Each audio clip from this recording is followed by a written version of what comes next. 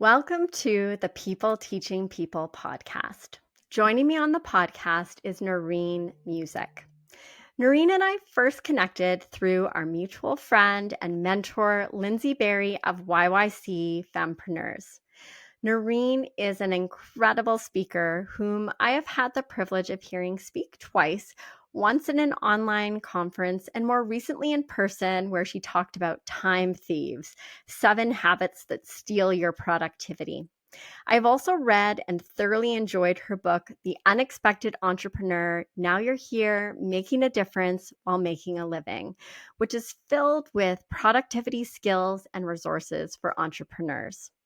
Noreen Music is the owner and driving force behind Organize My Space Calgary. Noreen's passion is helping people find lasting freedom in their homes and businesses through her transformational organizing services and productivity strategies. Her mission is to support her clients in removing any barriers or blocks to create a stress-free and calm state of flow in all parts of their lives. Out of this state comes abundance, time freedom, deep satisfaction, and greater success. Thank you so much for joining me today, Noreen. You are so welcome. I'm happy to be here. I'm really excited about this conversation and to learn more about you and your story. First of all, though, I'm curious, have you always been organized, like even as a kiddo? You know, I would have to say yes. I have always been organized. There might have been a time period there when I was little that I would say no, but I have always really lived and worked in very organized ways. And, and I've seen others along my journey of life where that hasn't been the case. Like my mom, for instance, she is chronically disorganized. She's better than she was. She just turned 89. And so I did live in a home that wasn't always organized. And I really saw how negatively that can impact somebody's mental health, their emotional health, and just moving around your space and feeling comfortable in your home. So yes, I've always been organized, but I do know and love others who haven't. Yeah, we all kind of have our own journey with that, don't we? And sometimes it can be difficult to share spaces with people who maybe don't feel the need to be organized or maybe don't require the same level of organization function. But I feel like once you get those systems and processes in place, it really is a game changer. So we're going to dive into all that more. But I would love to hear more about your journey and story in becoming a professional organizer. So, what were some of the key milestones along the way that took you from being a person who liked to be organized to helping other people do that? Absolutely. So I spent about 30 years in corporate Canada and I worked in the commercial real estate industry. I managed commercial real estate, developed high-rise office towers, worked for 4 of the largest real estate companies in Canada. And I loved my career. I was really good at it, learned so many skills, like as a project manager. You have to be very organized at a big team.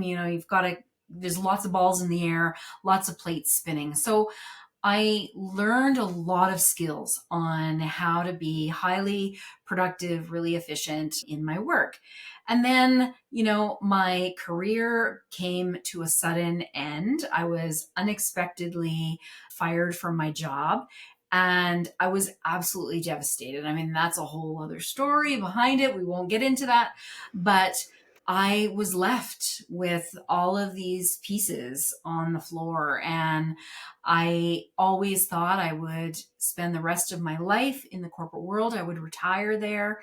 And I didn't know what I was going to do. I got other job interviews and had opportunities for other roles and I just my physical body was telling me no. Like I'd get this visceral response to the thought of taking another role in the corporate world. And so I really had to search my soul on what it is that was my next chapter and the next step for me. I always kind of felt a little uncomfortable in the suit. I mean, the suit fit, but I always had a bit of a wild side or a bit of an entrepreneurial creative side that didn't always quite fit. And so I helped my mom when I was off after I had gotten fired, and I was helping my mom declutter, and because she's chronically disorganized. She's not a hoarder, but she's chronically disorganized. And it was such an amazing process to listen to my mom's stories as we went through her stuff and help her let go and feel the trauma that was behind some of that. Because for a lot of people, there is trauma is some of the underlying cause for clutter and disorganization. And it just so powerfully impacted me when I saw my mom at her age, at the time she was in her early 80s, how she broke free. And I remember hearing in my head at one point, this was it. This is it. This is what you need to do. And I thought, oh my gosh, this is crazy. Like, I'm not an entrepreneur. I've never even considered opening my own business, but I have this crazy set of skills where I really am organized at home, at work. It's just has always come naturally to me. I love teaching. I love walking alongside people. And so that's what I did. I planted a flag and decided that I was going to start this business. And I am so grateful and blessed that I did. If you would ask me, Tiana, to turn back the hands of time and go back, I wouldn't. I would stay right where I am. So, Oh, that's amazing to be able to look back and to look at where you are now and to really recognize and feel that you're right where you should be.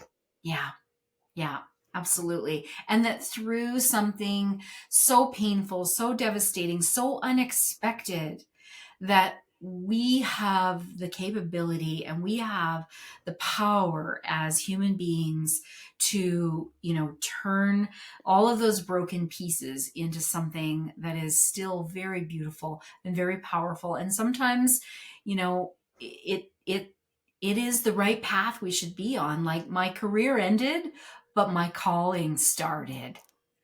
Oh, So, yeah, I love that. Yeah, no, it's funny, like in those tough moments, it's hard to see beyond, right? The disappointment, the big feelings and all the things that we're going through. But how beautiful that you were able to find that thing that really yeah, lights you up and sets your soul on fire and at the same time makes such a meaningful difference for other people as well. yeah, absolutely. Now, you touched a little bit on the teaching people how to be more organized and putting those systems and processes in place. And so, this podcast is all about really looking at how teaching and learning is so much a part of everything that we do. And I'd love to hear more about how teaching and learning is a part of what you do as a professional organizer. Yeah. So, contrary to maybe a popular belief, being organized is not a personality trait. Not being organized is not a personality trait. It is something that every human, children, you know, seniors, all walks of life, all people can learn these skills. It is a simple sort of process and set of skills. I mean, it sometimes it gets expressed a little differently because everybody's home functions a little differently. Their family dynamics are different than the next person. But the basic steps to get and stay organized are the same, and those are easily taught. And I like when I meet a family or I go into someone's home, I'm not just there to just quickly do a job and get them organized and leave. And then they have no skill to keep it up. They're not sure, I just came in and worked my magic and now I'm gone and everything falls apart. So as we work together, as I start to understand the rhythms and the how the home needs to function for the family, I teach them how to keep it that way. And so that when I leave, my ultimate goal they can keep it up. And then if it ever gets, piled up again, then they know the steps to, to get organized again themselves. So teaching is a very important Hmm. element of what I do.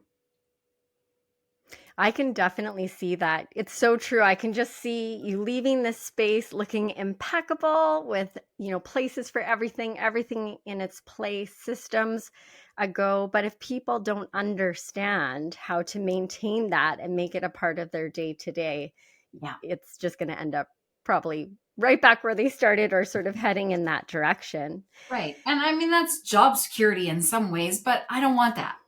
I want to teach and empower Yeah. people because it feels so good when you live in a home and you're moving about your space and it works for you and you feel proud to have people come over and you just have these feelings in your space of calm and enjoyment and relaxation.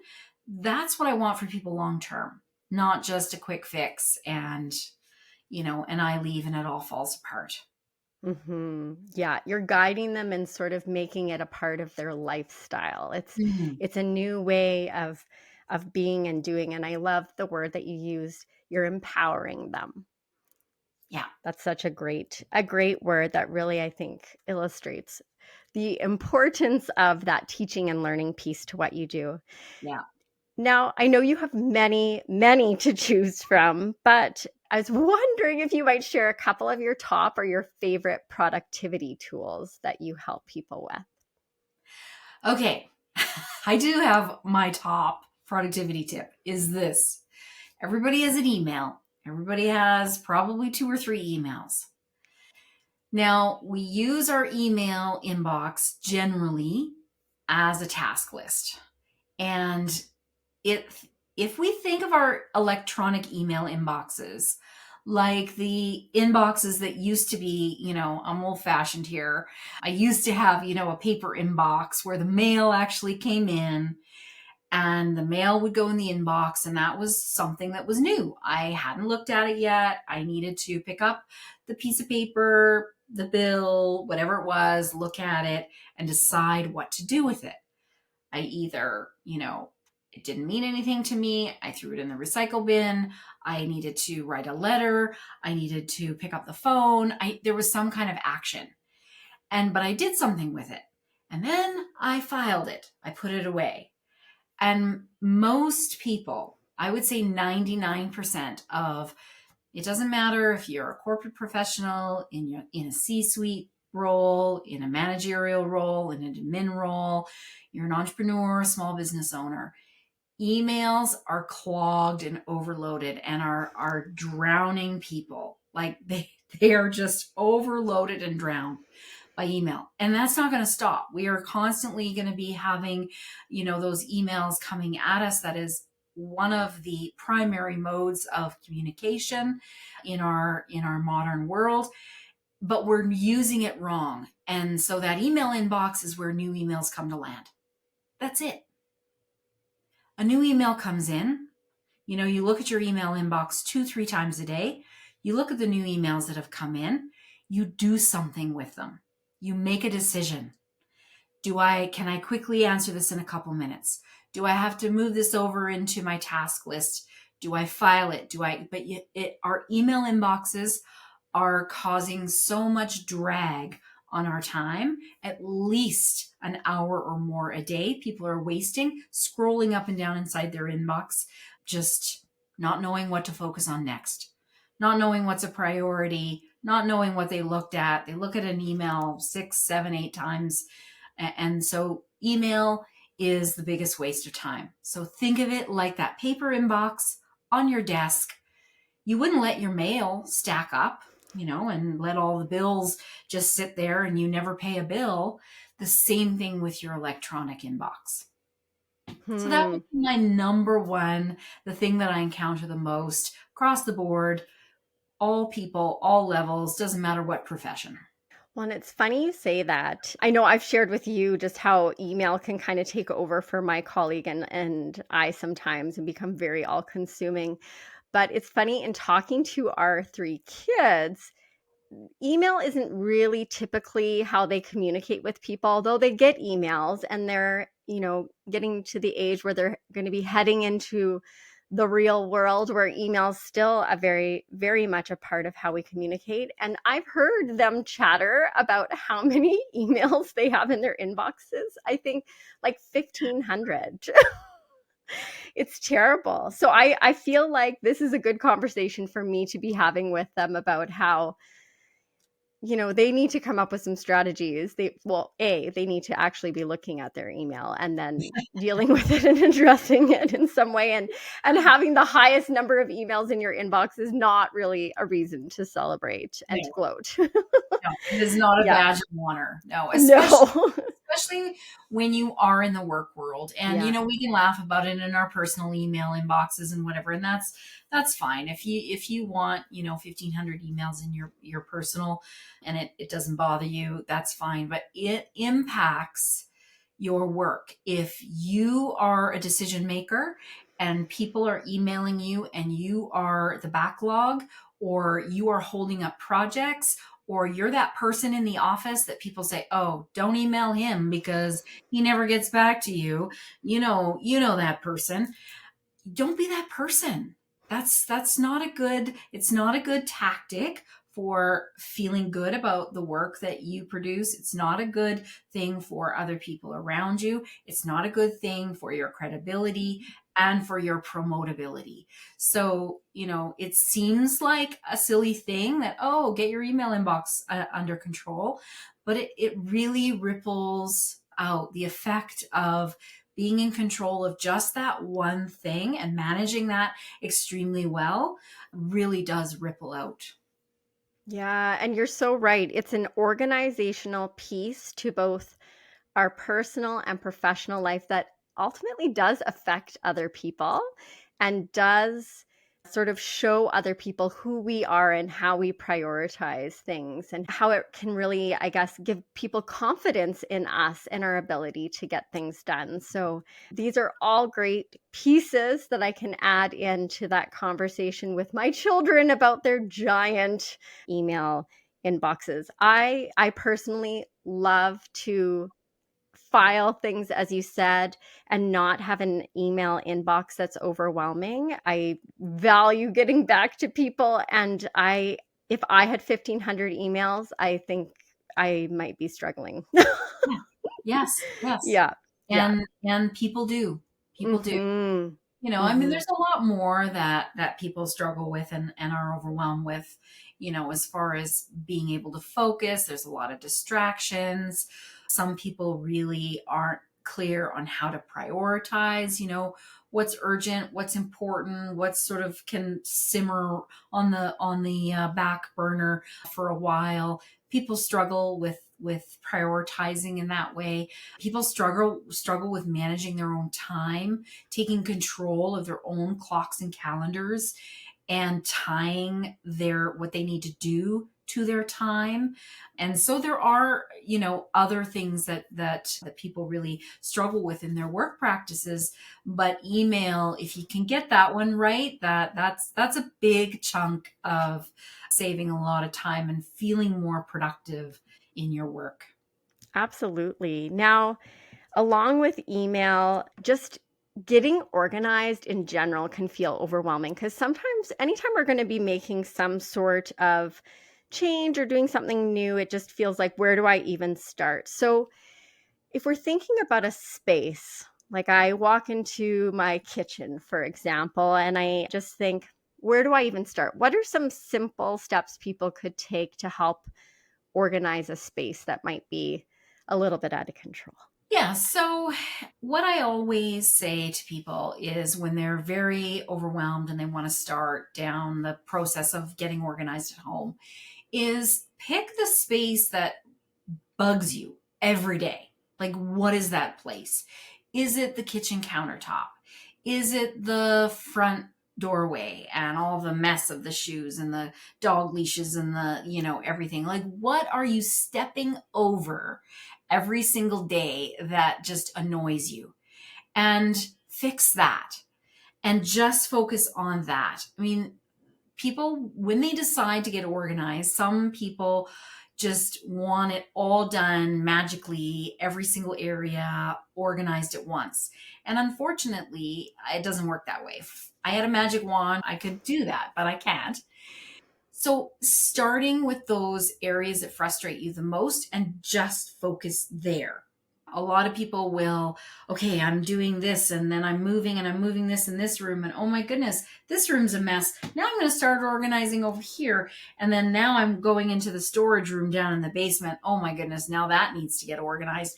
And they start pulling apart every room, like on this mad organizing session on a Saturday afternoon. And then they discover that what they've done is they've just, made their entire house a disaster, because you do have to make a mess in order for it to get better. I call it the messy middle. And you do have to make a mess, but you want to make a mess in one small area with the amount of time that you have. If you have an afternoon, go for it. Get in the garage, pull the whole garage apart. That'll take a good chunk of time. If you just have a little bit of time in an evening or a weekend, then do that kitchen countertop, do the front hall closet, do under the bathroom sink, do smaller areas, and do it consistently. Do it until all those areas that you kind of frustrate you or embarrass you, or you open it and you just want to close the drawer again. All those areas you're stepping over, just do it slowly over time, and eventually you will get organized.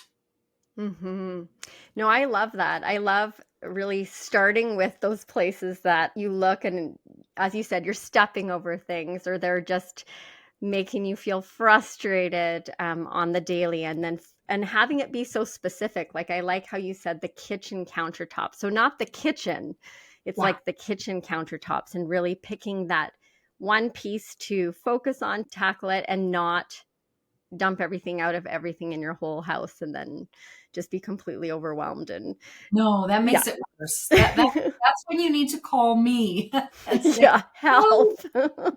Yeah, I tried and then I it did just that isn't working. thing." Yeah. I am stuck. Yeah, literally. I can see how that would just completely sideline people and really require them needing some assistance to be able to move forward.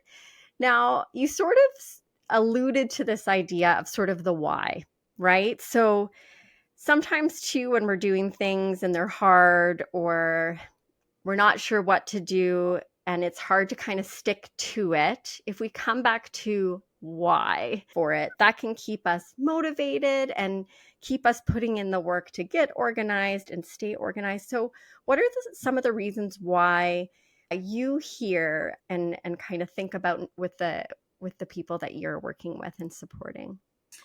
Well, there are a lot of different whys, but some of the top whys are just how people are feeling. Like if you have, let's say, a really cluttered bedroom, and you go into your bedroom at the end of the night, and a bedroom, generally you want to feel like it's your sanctuary. You can rest, you can relax. It's your, private personal space. And you walk into your bedroom and you don't like being there, and it's generally, people's why is generally tied to how they feel. And if they're embarrassed, if they don't invite people over, if their social circles have become really small because they don't want to have anybody in their home, those are the most compelling whys. There's other whys, like some people financially, buying too much, buying 5, 6, 10 of something because you've lost the other 9 of them. You can't find them. They're in the doom pile somewhere. Money is a good why. You certainly save a lot of money by buying less, replacing less things, just consuming less overall. But it also is time. Time is, we all know, is our most precious resource. And it doesn't matter if you're the Queen of England or you are a taxi driver in Calcutta, we all get the same amount of time. And if we waste our time struggling in our homes, feeling depressed, feeling stressed and overwhelmed, we miss out on time with the people we love the most. We miss time with our family, doing our passions, painting, sewing, outside in nature. Like we lose time. And so when people realize, when they start getting to the other side of being organized and they realize how much freedom it gives them, freedom to just do what they love with who they love, that is incredibly compelling. Why? And I think about, if people are on the hunt for things, they can't find them. That's time. Or or just, trying to get through tasks in a day, but everything's kind of helter-skelter, or they're before they can even start making dinner, they're having to clear the counters, right? Yeah, And so all these things take that additional time. And you're right, that is so valuable because we only have so much. that's right. That's right. hmm Now, you've written a book, Noreen, I have. which is amazing. And it's called The Unexpected Entrepreneur. Now you're here making a difference while making a living. And I see a copy of your book there behind you. And in my copy, I have so many things circled and underlined and starred. I was flipping through it again before our conversation today, and I have little notes written in the margin. And I really love how engaging your book is. It is filled with stories and tips and resources and action steps, like lots of information, but then also things to do. And the stories really draw you in because you can see elements of yourself in those stories, and it makes you really feel connected to the people and the stories and situations that people are working through. And there was one thing that particularly resonated with me from your book, and I'm going to read it to you if that's okay. Sure. Nobody's Yeah. ever read my book to me before. Well, I'm excited that I am the first. So I really loved, and I had like a big circle star around this. Productivity isn't necessarily about doing more, but about doing more of the right things at the right time in the right way. Move from repeated busy work, which is reactive and stressful, to powerful, productive work, which is focused and proactive by doing the right things, not everything. Mm. Amen. hmm Yeah, it was one of the many big takeaways that I took from that, because it really does make you think. I mean, we're always doing so many things, right? Like even sometimes when we ask people the question, "How are you?" It's like people answer with what they're doing. I think in being productive, it's as you said in the quote, it's being proactive versus reactive, and not feeling like you're constantly like catching up or doing the things in response to. You're really in control. And that stood out to me. But I wanted to ask you, what motivated you to write your book, and what did you learn in doing that? Well, I actually wrote my productivity mastery program prior to writing the book. And so I, spent a lot of time writing this program, figuring out all the content and the modules and the resources and everything that I wanted to include in the program. And so I had this big thing, and that's what I work with clients now, and it's amazing. But I thought, this, my big one-to-one coaching program isn't accessible or appropriate for everyone. And, but a book is, a book for 20 bucks, you can buy a book and you can read it and you can apply it. And that's why I made it very actionable and not like a big, huge, heavy book either. I've read some productivity time management books that are like 3 inches thick. They're like bigger than the Holy Bible. And they're intimidating. And so I didn't want my book to be intimidating. So I pulled a lot of the ideas around what I put in the book, and the powerful sections on like calendar and planning and email and task management and so on. But I made the book more story related and more actionable. So yeah, and I've always been a writer. I journal every day. I've always been a writer, and so it just was the right next step for me. And I was really encouraged by our mutual friend Lindsay Berry, the owner and founder of the YYC Fempreneurs.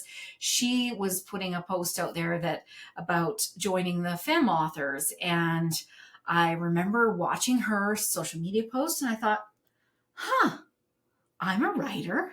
I could do that.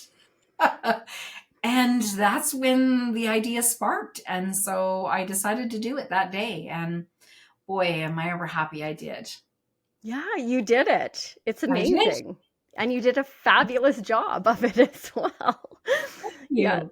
So congratulations. And I would highly recommend the book, as both Noreen and I are saying. It is so action oriented, and there's so many great tips and ideas in there, like things that you could do today, tomorrow, and very digestible as well, which is great. It's not, Yeah. as you said, that giant book that's just going to sit there and Yeah. It's gather like, dust. Yeah. it's like a marriage. It's like it's a massive commitment. It's like, okay, I don't want to marry this book. I just want to date it for a little while and get what I need. And like, yeah.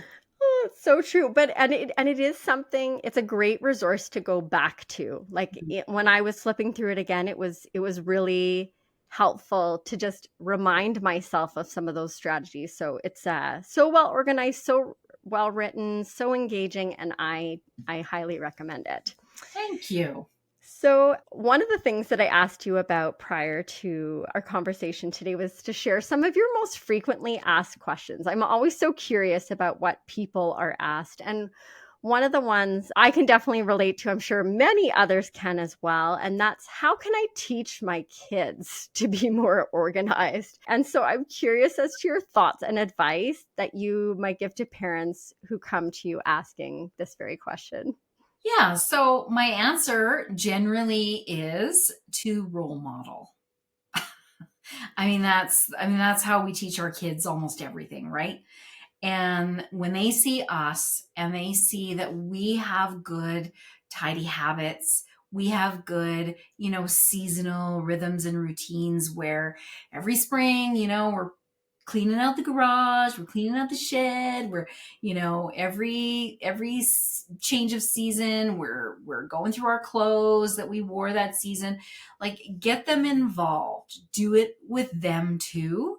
And there's different things for kids, like setting up kids' rooms. Like, hooks are kids' best organizing tool. Hooks everywhere.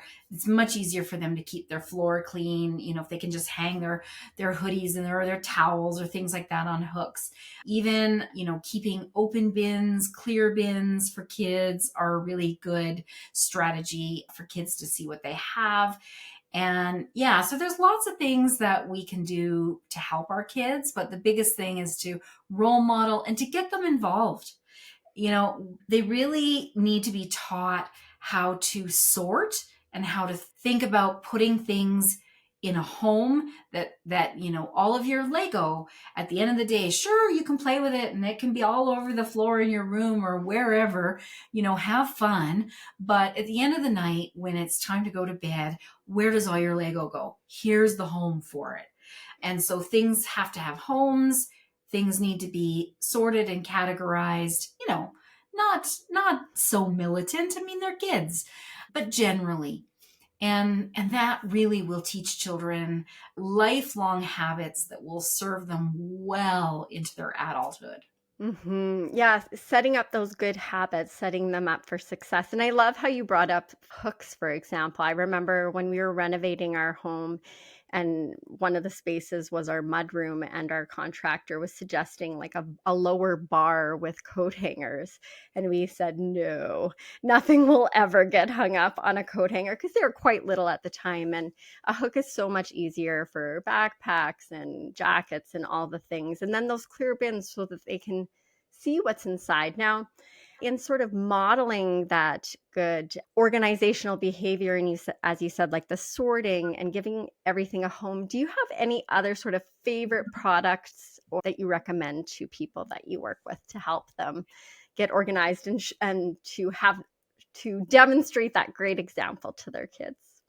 Yeah, there's a couple of things that I love, and I love any bin that has straight sides. So bins that are, this shape with slanted sides, those don't work very well. Things fall down, they don't stand up straight, and you also lose a lot of space. So like whatever kind of, if you like the dollar store bins, if you like those fabric sort of collapsible foldable bins are awesome. They can go anywhere. They can go in your pantry. They can go, if you have those wire shelves in your closet that are hard to put things on, and those are why builders put those in is beyond me. But those foldable bins go really well there. So, but bins, keep in mind, are at the very end of the process.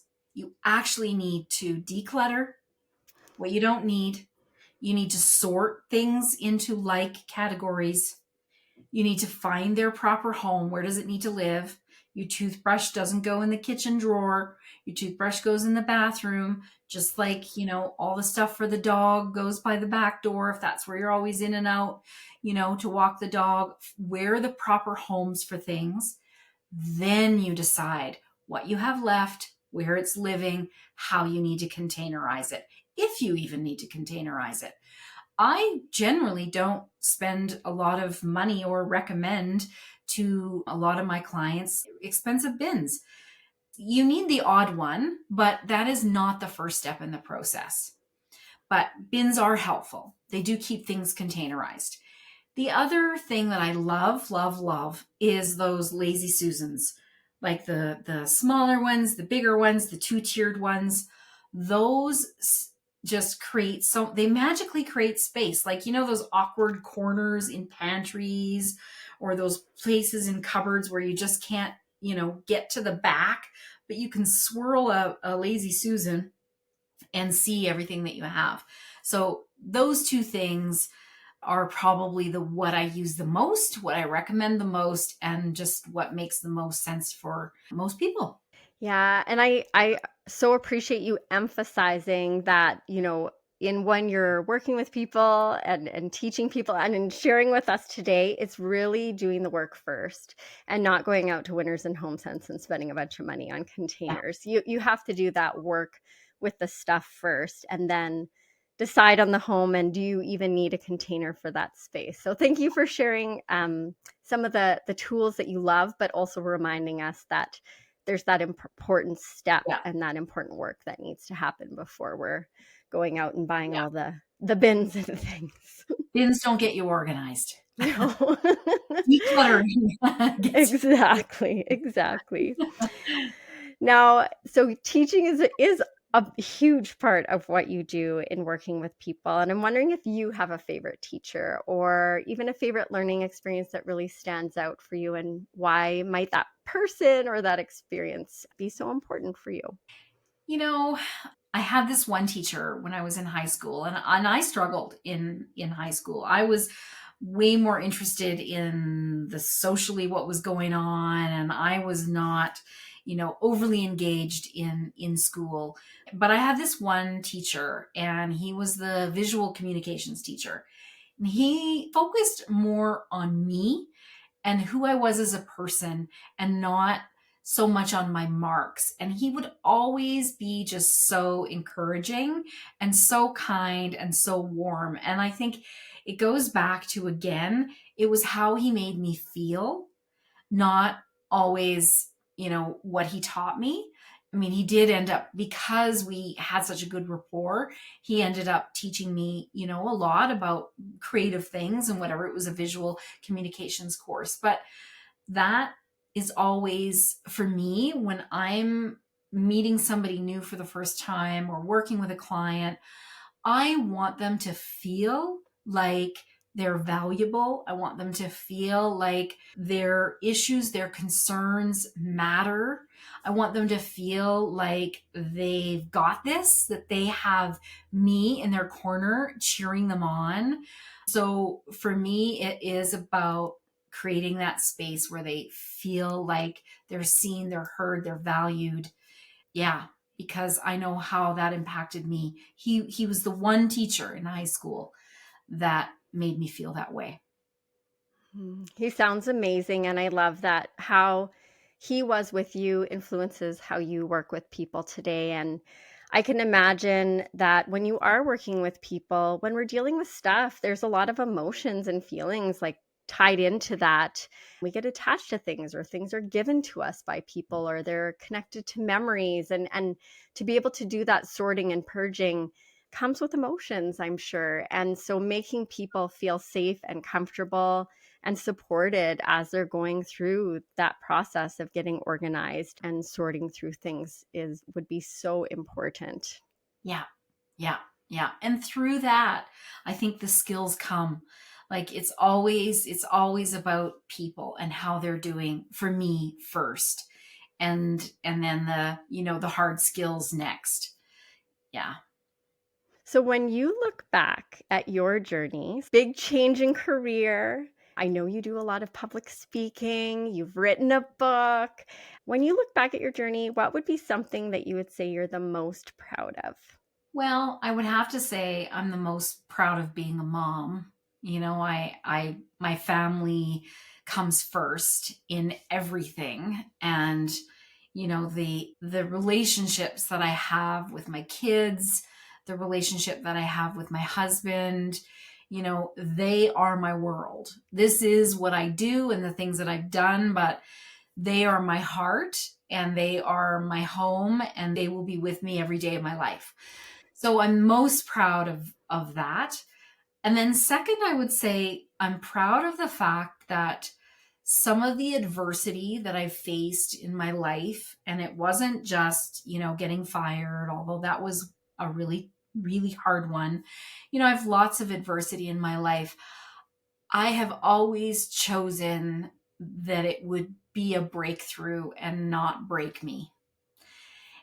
I have a lot of grit and a really strong backbone, and I am proud of who I am as a person to have overcome so much adversity in my life and so many hard situations, and that I'm still here, standing, smiling, grateful, blessed. So, yeah, my family first, and then, just the strength, the innate strength that I have inside of me to build something out of nothing, to keep going, to always, just let my light shine. And I think with that strength and grit, you've taken that and really made a difference for so many other people. So lots of positive things have come from all of that, which Yeah. is amazing. I have a few rapid fire questions for you. Okay. What is something that you would love to learn about, or something you would love to learn to do? Something I would love to learn about. You know what? I've always wanted to learn how to like decorate cakes. I am not a baker, but I love like watching baking videos. I'm addicted to them, actually. And I can't believe I'm admitting that. But I would love to be able to like decorate a cake and learn how to do that. So cool. I love that. What is a place that is at the top of your travel bucket list? Oh, I would have to say England. Like I've been all over Europe, all over the US, but I have never been to like London and England. I would love to go there. Yeah, that would be like next on my list. Awesome. I can't wait to hear all about your trip. And what is a book, podcast, movie, or TV show that you've really enjoyed recently? So I really like the Mel Robbins podcast. I think, I mean, me and millions of others, she's incredible. Just the guests she brings on, she really is this real life, keep it real, but she gives such good, meaty kind of things that you can do right away. I love her podcast. I listen to her podcast when I'm like putting my makeup on and stuff every morning. It's just awesome. What was the other part of that? Yeah, if you had any other things from the list of like a book or a movie or a TV show. Probably like my favorite feel good movie is that movie It's Complicated with Meryl Streep, Alec Baldwin, and Steve Martin. Like it is just so hilarious. I love that movie. Like if I ever want to feel good, it's just it makes me like laugh out loud, belly laugh. It's really good. That is not one that I've seen, so I Oh will my be gosh, adding it to my you need list. to watch it. Okay. It's hilarious. It's Okay. really good. And if you could sit down and have a conversation with someone that you would love to learn from, who would it be and why? You know, someone that I have always really, really admired, and I have read pretty much all of his books, and I do listen to his podcast as well, is Deepak Chopra. I saw him in person. I went to see him. Like I have been a fangirl of his for a long time. I just think that I love his mix of science and metaphysical and just the way he delivers things, and he just embodies what what he's speaking about. Yeah, he would be somebody I could sit down with and easily pick his brain for hours. That would be amazing. So, Deepak, if you're listening, call me. There you go. You never know, right? If you put it out there, you just never know. So, we have talked a lot about how teaching and learning is really woven through so much of what you do. And it is such a big part of all facets of our lives. And I'm just curious if you have any final thoughts or words of wisdom that we could share with our listeners today that might empower or support people on their own teaching and learning journeys. Yeah, I think that if you make the decision to just get a little bit out of your comfort zone, whatever it is that you want to learn about, whatever it is that you want to go after, whatever goal, if you get slightly out of your comfort zone, you go into your learning zone, and then your comfort zone grows and you get bigger and bigger. But you have to act, you have to decide to get out slightly of your comfort zone. Not far away, far out. You don't have to go way far out, just a little bit. Just keep growing, keep going into that learning zone, and your perspective and your growth will just keep growing and growing and growing. So that would be what I would encourage your listeners to do. Oh, I love that. I love getting out of our comfort zone and into our learning zone, because learning, yes, there is definitely some discomfort there, but so much to be gained when we come out on the other side. Noreen, I want to thank you so very much for sharing your time, your stories, your wisdom, your expertise with us today. If our listeners want to learn more about you and all the things that you're up to, where are the best places to find you? Well, the number one place is my website, which is organizemyspacecalgary.com. Really from there, it has my whole world on that website. I am on social media, Instagram, Facebook at the same handle, Organize My Space Calgary. And yeah, that's where they can find me. Amazing. I'll make sure to share all that in our show notes. And Noreen, thank you so much again for joining us today. It was so lovely to connect with you and to learn from you.